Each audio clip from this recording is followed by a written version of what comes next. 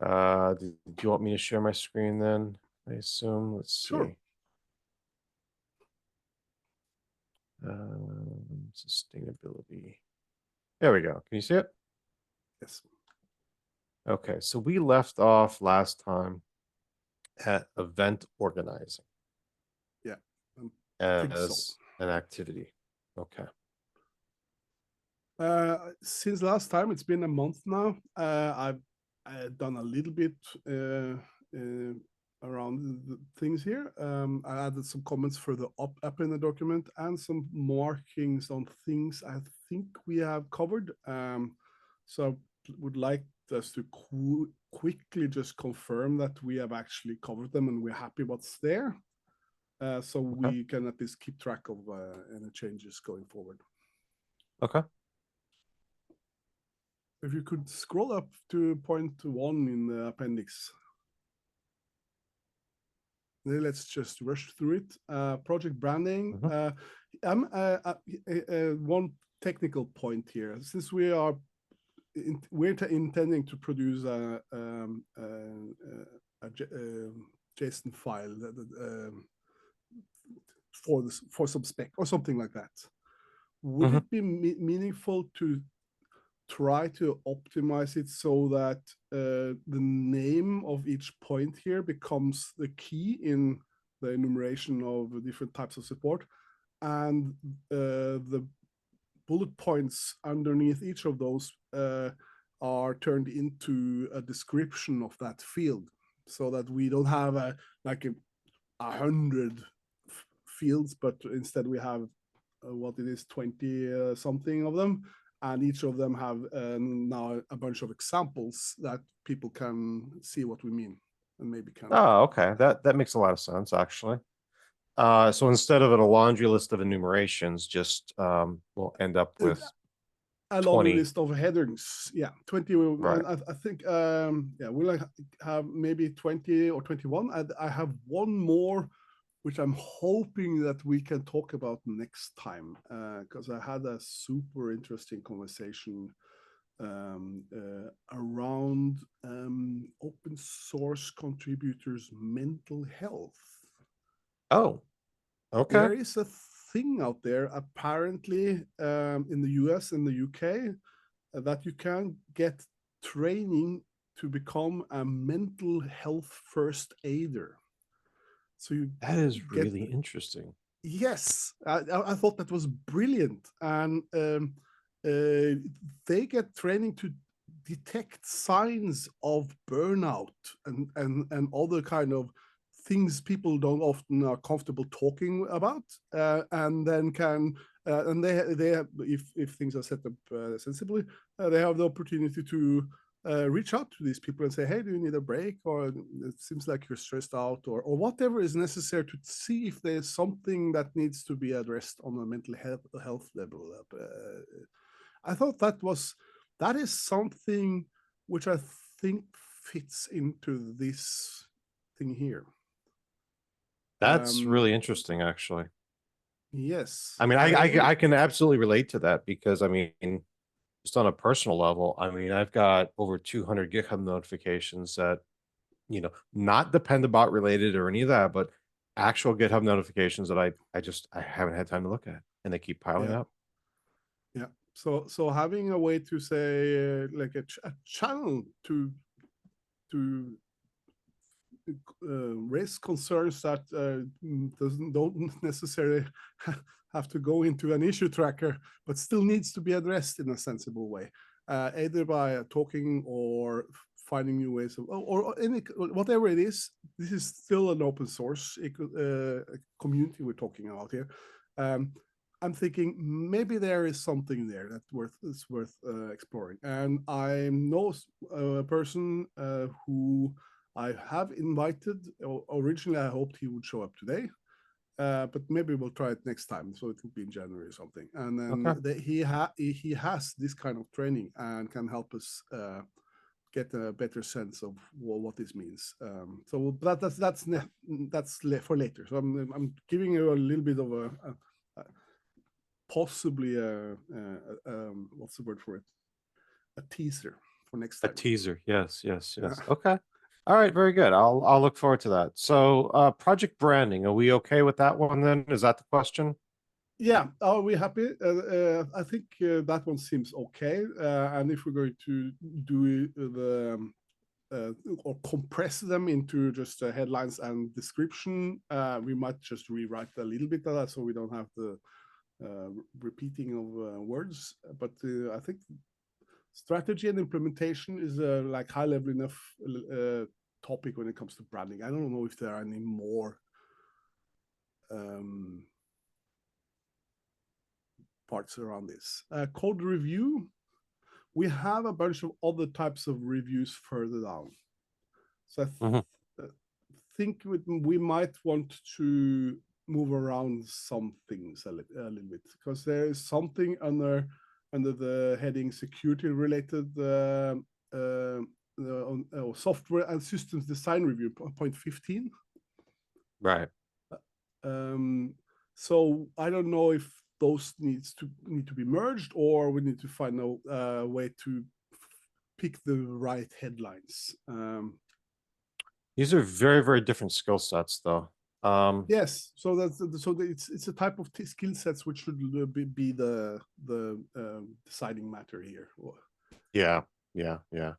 I think a But lot of this is going to depend on, one of the things that we need to, I think, once we kind of get that list, and we just talked about like the skill sets being the defining thing, coming up with a description that actually encompasses what it is that the intent of this enum, that's going to be, I think, probably the next thing that we should likely work on, because those descriptions are going to be really important. yeah. Okay. Okay, so as I'm thinking that the point 2 up here probably needs a little bit more thought. So I think we should change that one to a question mark or something like that. Code review. Okay. Is there a QA thing in here? Quality assurance and testing. Okay. We don't just this has to be a signal for us that there's still something left to discuss here. So Okay. A speak bubble, or like a talk cartoony speech bubble, or a question mark.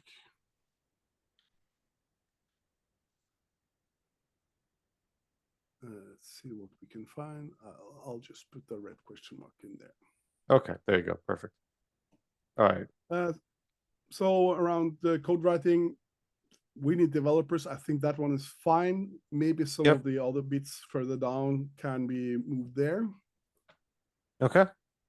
Sorry, I'm just checking package at the front door here. But I can still hear you. Yeah. So I think that one seems okay. Community building and management. I'm wondering, there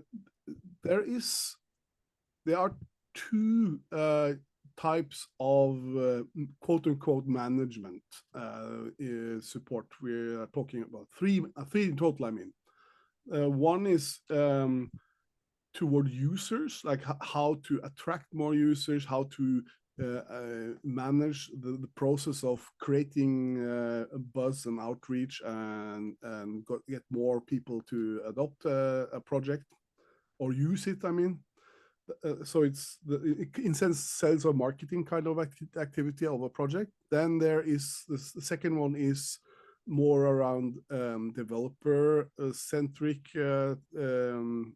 outreach, developer relations, or more recruitment kind of things, getting new contributors. And the third one I think is this one, which is about the inward community management of what the community already is and how it operates.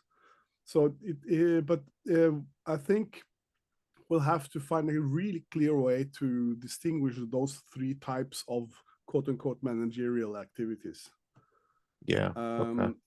So at the moment, I think community building and management seems okay, but the two other ones is currently just listed under outreach and mush together in a sense. Right. So we Yeah. might want to split that one up and see if we can get some clarity around that. I added some comments to this effect already.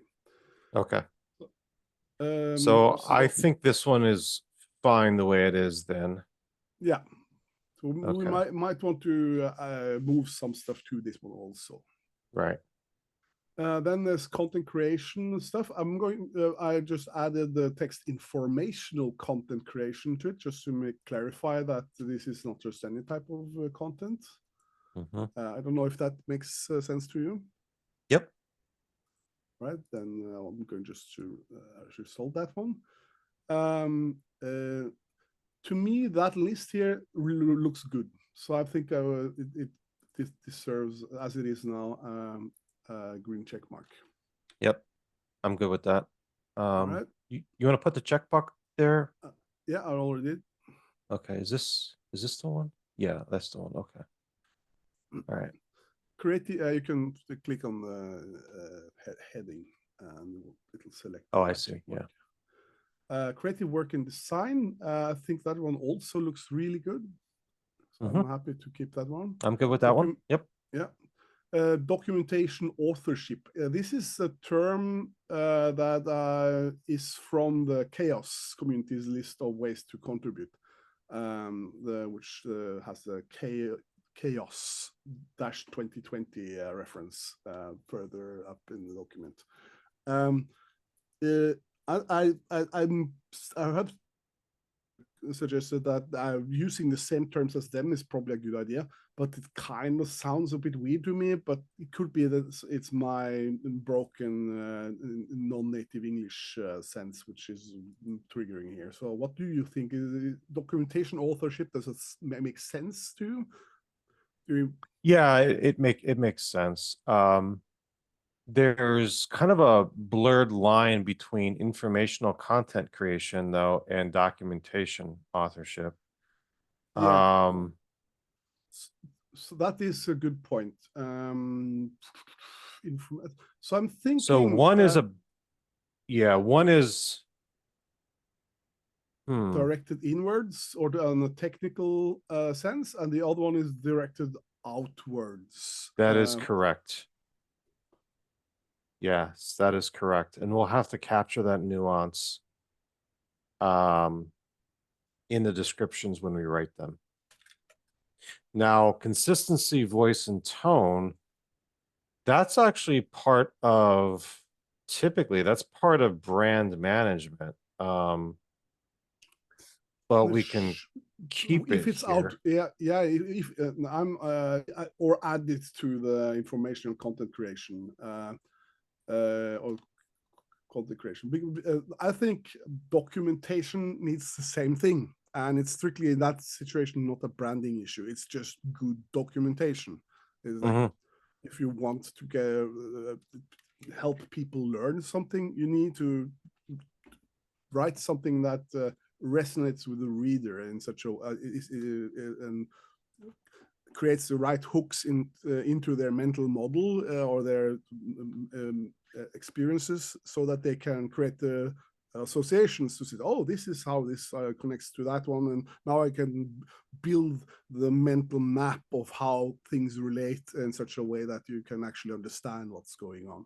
And that act also requires some language skills around being consistent and how to express yourself. Right. Strictly speaking, I think this is also something useful for people who write code.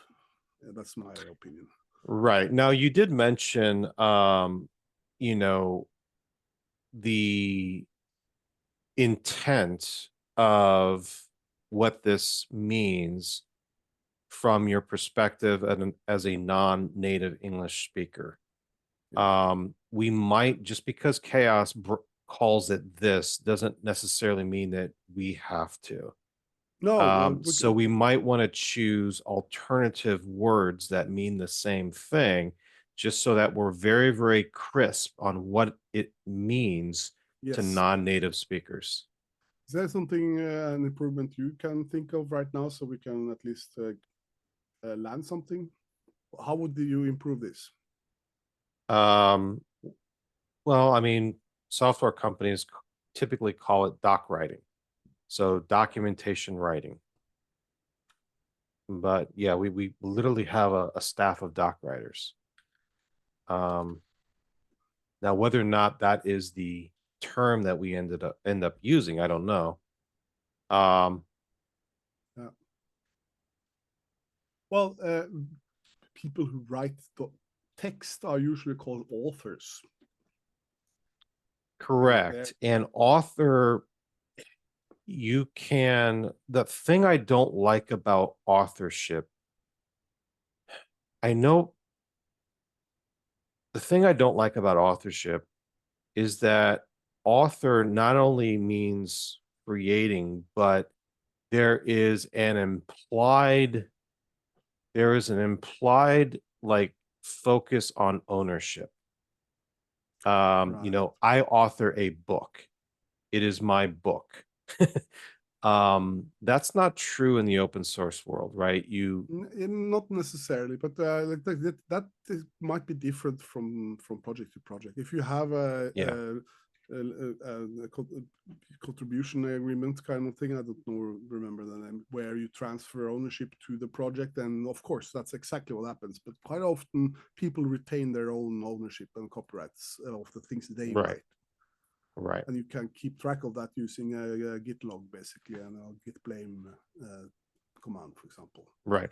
As a possible contributor to a project, if I was seeing that as a non-native speaker, I might the perception of using the word authorship, the perception of using that word might indicate more commitment that I'm willing to give. So it's the perception of that the word leaves to a possible Yeah, contributor versus, hey, I just want to help improve doc writing for this one thing and kind of move on.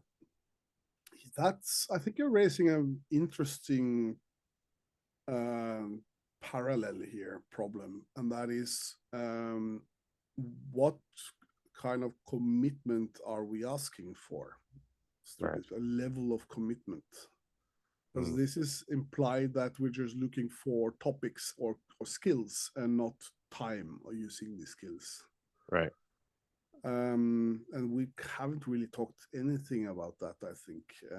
No, and we probably should. We should be able to, ideally, we should be able to have kind of a weighted scale. I mean, these are all the high level things, but as a project, I should also be able to say, well, I need more help in this area versus this other area. And we Yeah. haven't captured that yet. Um, this is a little bit beyond my skills at recruiting contributors to open source projects. I kind of suck at that. I usually just my way of operating is just to ask people if they are interested, Yeah. if they have some internal motivation that matches with the needs of the project. Yeah. And then for me, if people say, okay, I can help, this is interesting, the next step would be to negotiate tasks, how much it will take, and depending on the time free and such. So in a sense, and I don't know if this is smart or a bad idea, maybe it's actually not a problem if we refrain from asking for a certain level of commitment and just leave that to some later negotiation to Right. figure out like how much time do you have, and if you ask for I can only accept 1 month full time or more, then you don't even start discussing, and Right. you might have been able to make something happen with a less of a commitment, and instead getting more people to contribute. Mhm. The other thing that we can, I know we got to finish this list, but Yeah, just another thought here. I'm thinking of some automation use cases, and this file essentially being checked into a Git version control repository. yeah, One thing that we might want to consider doing is being able to associate labels or tags, like if you're using GitHub or GitLab or whatever, being able to associate labels or tags with these high level things. That way, like if I've got existing tickets in my repository for creative work, for example, yeah, maybe have a couple different tags. Well, not only can I like see like all the different types of things I'm looking for, but then I could then go that next step and actually tease out all the existing issues that yeah. actually correspond to that thing. That's a really good idea. Just having a URL to a search on GitLab or GitHub with for a certain tag that is related to one of these headlines. Yeah, And so you can look at, okay, what does this entail? And you see the task and say, oh, okay, these are all related to writing certain types of documentation. right, I want to help. And you right. get an example then. I think that is a fantastic idea. Yeah, yeah. So Okay, we need to put that in the notes somewhere, that this okay. needs to go in. I don't know where we should do that. Um, Maybe I have a.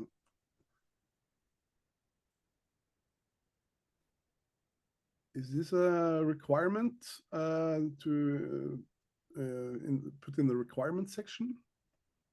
Oh yeah, up top maybe.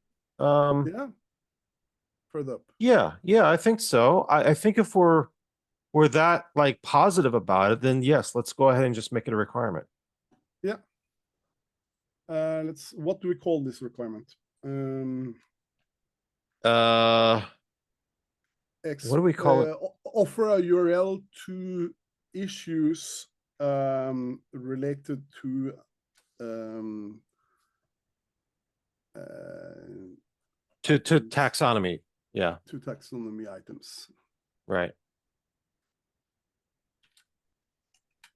Oops. Okay, I need to stop the.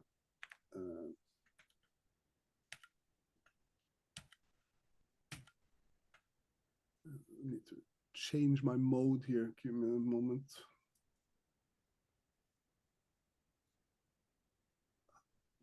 How do I change the mode again? There, I found it. Editing. Oh, okay. What was the word you're using? Um, Offer URL to labels and tags for taxonomy items.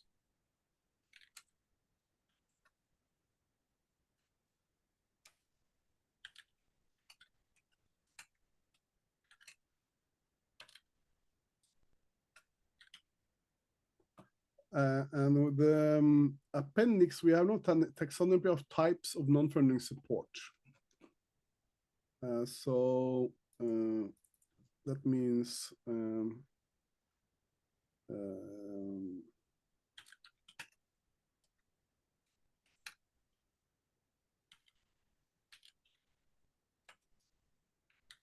I'm just writing something and we can fix it later.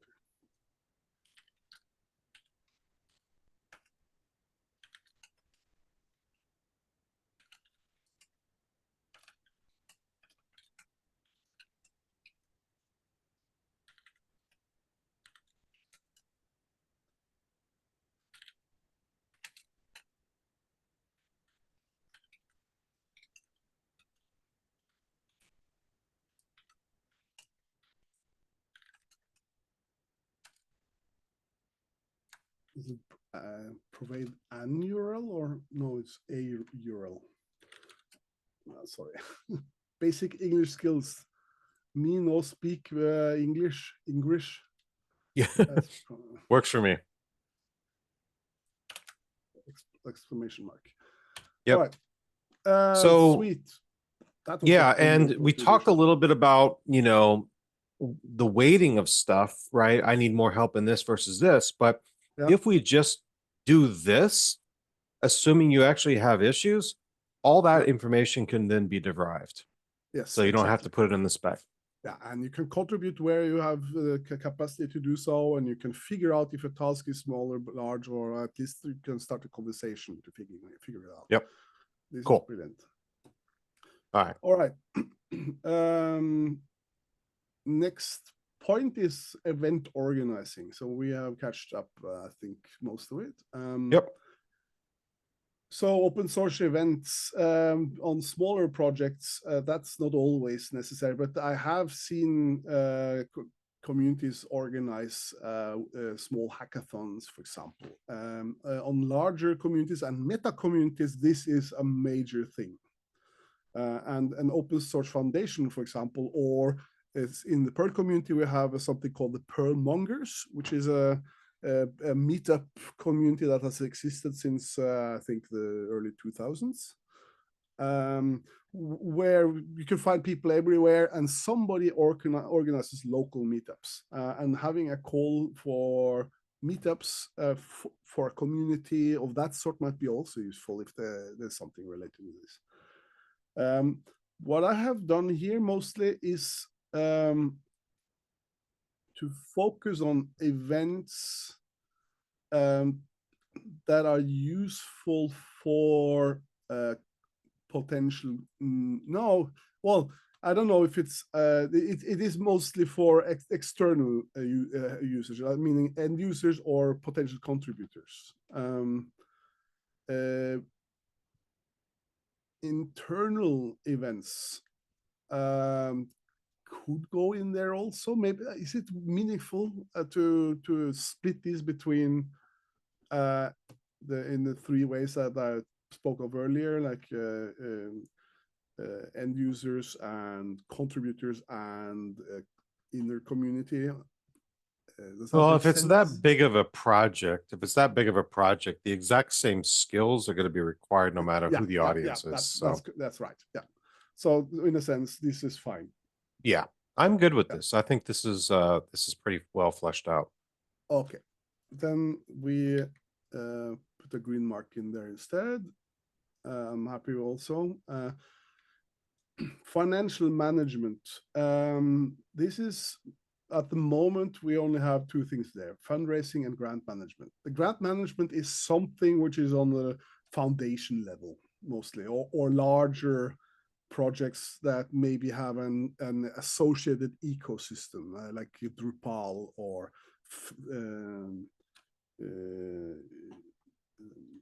WordPress or something like that, where you have an actual way to possibly fund work. Is there any other type of financial activities that should be here that are not massive and that where some kind of a contribution could help? Or this is more like a larger commitment we're talking about here, I think. Does that make sense? I mean, I don't know if we want to add it, but if this is a small project, like somebody that's, like a single individual type of thing or that's whatever, probably not useful for them, I think. Yeah, the challenge with, say for example, you do have a really successful project, you are getting a lot of funding, but it's like one person type of thing. There are tax implications. So how do you manage that? I don't know. It depends on where in the world you're at. Right. I don't know if we want to add tax stuff or just shy away from that. I think this is probably worth shying away from because it's very local legislative related, and reaching out to a possibly global audience and say, hey, do you know something about the local tax laws in my state? That sounds a bit of a mismatch there. So maybe this is good enough for now, at least, those 2 points. And we can always add something in a later iteration if this is needed. Right. So I'm gonna You might want to check flesh that. this one out and just say grant writing and management. Isn't grant writing a type of fundraising activity? Yeah, Or I, yeah. or I was, or have I misunderstood something? Because that grant application is a type of fundraising, but grant writing is what do you mean with that? That means putting together all of the documentation necessary for you to apply for a grant. Right. So that's definitely applying. When I'm thinking grant management, I was thinking more on you have money and you want to help fund some development by paying someone else. So it's an outgoing activity. Money is going out of the project, and fundraising is finding money to go into the project. How can we communicate this more clearly? And instead of using the word grant management, can we use a different term so it comes that this distinction becomes clearer?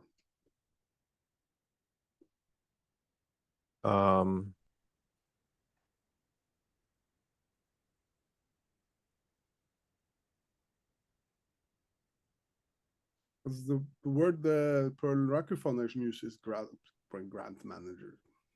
Right, you're right. Yeah, and they're really responsible for like the entire life cycle of the grant, from the Exactly. creation of the grant to, you know, ensuring that all the deliverables are being met in the time that they're being, you know, Yeah. promised, and you know, so it's the entire life cycle. I don't know what that's called though. I'm thinking brand management is Okay, so fits the bill let's with. just be very crisp in our description of that when we get to it. Sure. Can we add a question mark to around this, perhaps? Let's put a red one there. All right. Next point. Legal counsel, trademark registration and defense, license, conflict resolution, and enforcement. Should we add license selection or license counsel?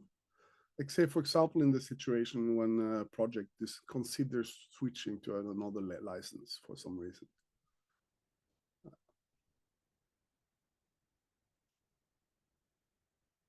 I'm not entirely Right. sure. Yeah, I think we need just a general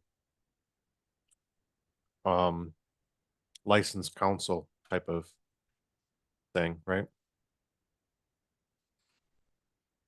Yeah, license. Is that what you're Yeah, I'm like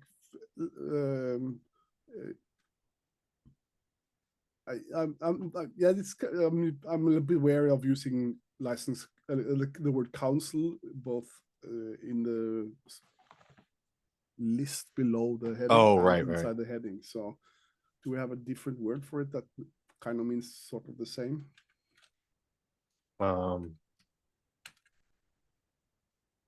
Selection, exploration, just licensing in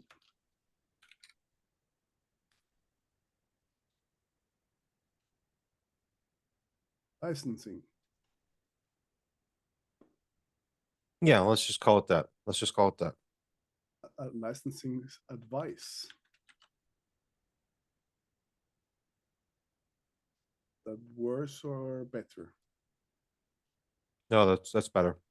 Because you get legal advice too, right? So this is just asking for a very specific type of legal advice. and other legal. All right. Okay, it looks good to me now. Do you want to add something? No, I'm good with This. this. This is good. Okay. All right, mentorship. I've added a new point there, technology platform mentorship, in the situation where you might have a large project and you want to re-implement some part of it, but you're considering a technology that you might not be familiar with. I don't know entirely sure if this is realistic, as the people who are working something, they are free to decide themselves and need to kind of get something in, skill up, or just pick something they like. So maybe it's not useful. Is there a situation where it's actually useful to talk with an expert on a technology? Yeah, I'm I can. Yeah, this, we did something similar in dependency track when we were exploring architectures from going from version 3 to or 4.x to version 5.x, which yeah. 5.x is still in alpha. We did a lot of research into various ways that we could do more of a distributed monolith, right?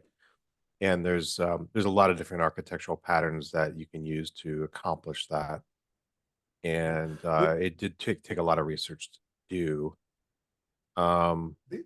This point here comes from point 17. And point 17 is something which comes from an article written, I think, by on some Microsoft blog or something, where they were looking for ways to signal whether or not some skill gap can be filled with by something, learning a new language, finding some other specialized skill, and getting to know a technology or new platform. And I'm thinking that it could be a situation, for example, where you have some framework used or which has is reasonably popular, and they would like to have native support to Azure or some other cloud platform built into the project. So it's a much easier way to deploy it in a cloud environment. So if that's, maybe it's useful to talk with somebody who knows that environment. I'm thinking maybe there's something like that going on here. Yeah, that makes a lot of sense. I can get behind that. Yeah. So my comment to, and the reason I'm proposing to stricken out point 17 here is it's a bit fuzzy, but the technology and platform thing is kind of useful to ask for under mentorship. So in a sense, language mentorship and all the specialized skills mentorship could be covered in a sense, I think. Technology and platform is definitely easy addition. Maybe should we add some other kind of technical skills to point 11 mentorship? Like, I need a mentor that really knows how to write secure C++, Right. for example. Yeah. Well, okay, that's maybe covered by security, but still, okay, or just Secure C++. It can be done. yeah, but yeah, and there's tooling around there that Yeah. checks for static code analysis tools, or checks for memory leaks and all the kinds of bad behavior.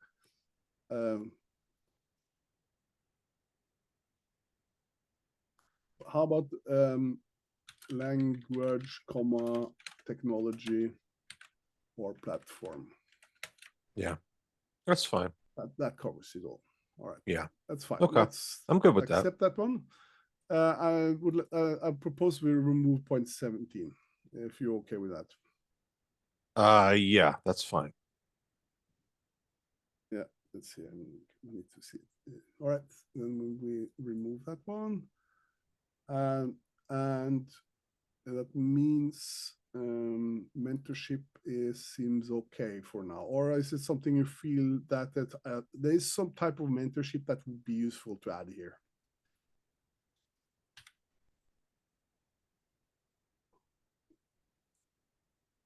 Can you think of something?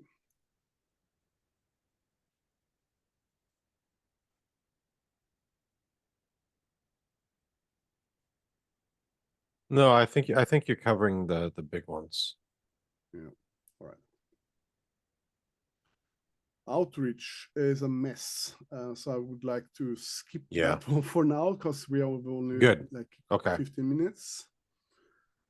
Packaging, I added and containerization. I don't know if that's a word. Is that a word? Indeed. Indeed, it is a word. Is it used? Yeah.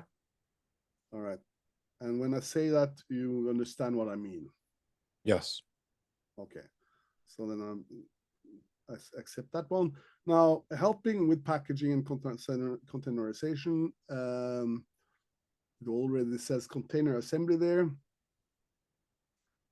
Release management, tooling development. I think that list looks really good already. And I think it covers the most important bits here. Right. There might be something around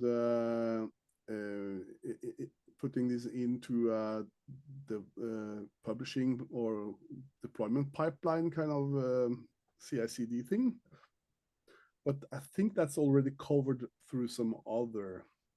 Yeah, I thought we had that somewhere else. Somewhere. Yeah. I don't know. I'm adding a green check Yeah, mark. it's literally up here under code writing. Yeah, it's You know, and it's also under 18 test infrastructure hosting CI/CD. okay, right. But yeah, so code writing, yeah, so it's covered more than enough. QA and testing, test data, increase code coverage. I think we can add probably a few more things there, because it is kind of related to code writing, because it says test writing already under code writing. Should we just remove QA and testing? But okay, the thing is with testing is that you kind of have to, first of all, testing is writing code. That's the first step. And you have to both know the reality of what you are going to test, like what is the expected, the thing you're supposed to have, the protocol or the API or whatever is real. And then it's how the code that you're supposed to implement this real thing, what that looks like. And the assertions need to also make sense. And all of these can also be connected to data that is used to test different aspects of this. And it could be anything from real life use data that have been anonymized, or some other construct that provokes certain errors, conditions, for example. All right. But not all QA is going to be code, though. In fact, probably only half of it or less is actually going to be code. Well, like, you know, does this feature operate as expected? You know, once if you're doing unit testing, that's fine. If you're doing integration testing, that's fine. Part of QA is also going to be looking at, hey, do these colors actually conflict? If I'm visually impaired, can I actually read this or not? Right. So I can't do that with code very easily. Right. So that means more UI UX testing.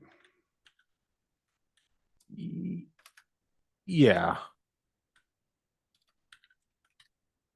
Which doesn't necessarily involve coding, but it certainly requires someone's attention. Yeah. And yeah, that's a fair point. I'm not going to add acceptance testing into there because this is open source and the people who run the project, they accept it. Right. But they said there might be users who have opinions, but it doesn't require a specific role. So, but checking if a user interface doesn't introduce the wrong colors, for example, that strictly speaking can be automated. Actually, it can, but it's a bit of a it's not the easiest thing, and kind of also depends on what you're doing, and how much of what you want to lock into a certain way of presenting the information or whatever you're doing. So, but yeah, sure, I can see this one is there. Increased code coverage.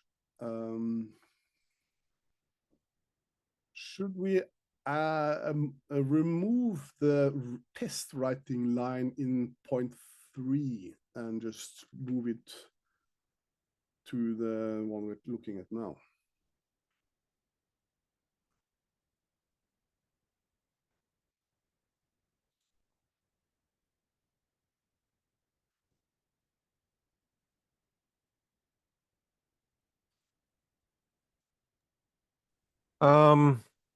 That's a good question. I think yes. Yeah, I think so. I think so. Writing good tests is a good skill to have, but you can reduce the coding skill requirements a bit by using some frameworks like or Cucumber and things like that. Right. Yep. So I'm gonna, oh, oops, that was the wrong thing. I thought I had something else in my buffer. Test writing. All right, and then we remove test writing from code writing.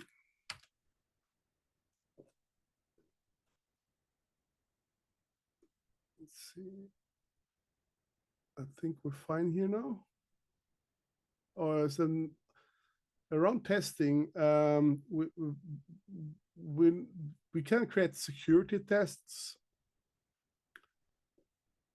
of different types that are automated. That's a habit I think it's worth introducing in more projects. So I think maybe security tests writing, is that's worth? It is worth, because QA basically, they usually, from what I've seen, most of the times they only have tests of the happy path. Yeah.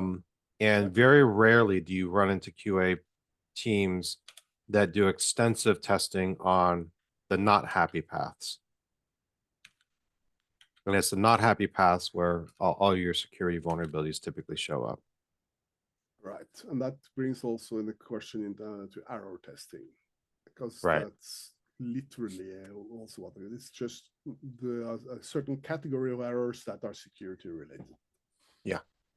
Just having some rules that certain failure conditions have a predictable output that helps you debug things, for example, is super useful. Mm-hmm. All right. Should we leave it at this, or is there something? Yeah, I'm good with that. Misses? All right, then I'm going to put the check mark there. Software and systems design review. We went through that one a couple of meetings ago, I thought, so I think we're fine there. Yeah, I'm good. Actually pretty happy with that one. Security related activities. I think we kind of maybe talked a little bit about that, but we are now talking, we might find a way to skip, remove this point, since writing automated security tests are kind of covered already in the Q&A and testing. Yep. And hardening,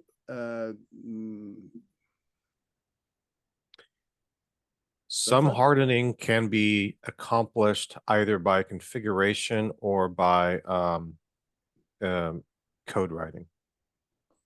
So hardening maybe belongs under 0.3 code writing. Yeah, let's put it there. Code hardening. Or just security hardening. Yeah. Security hardening. Okay. That means we can remove security related activities and make it part of other things, which is like a fantastic way of introducing sec into DevOps or development. And yeah, so this we are making people more aware that security has to be a consideration in daily life. Good I point. think this is good. This is a good thing. Okay, teaching and tutorial building. We skipped outreach because and some of that I think was related. No, it was not related to teaching.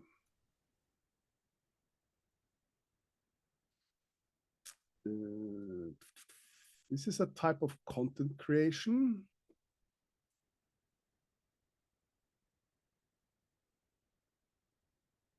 But not informational content creation. It's already covers a bunch of other things. It is a type of content creation in the same way that creative work is also content creation. Yeah. It's a very, very different type of content creation, though, and generally requires a different skill than, yes, documentation writers and stuff like that, right? Yeah. And usually it takes a lot more work to do this. Yeah. Let's so okay, we need to keep it in, which is fine. Course material development, e-learning module development. I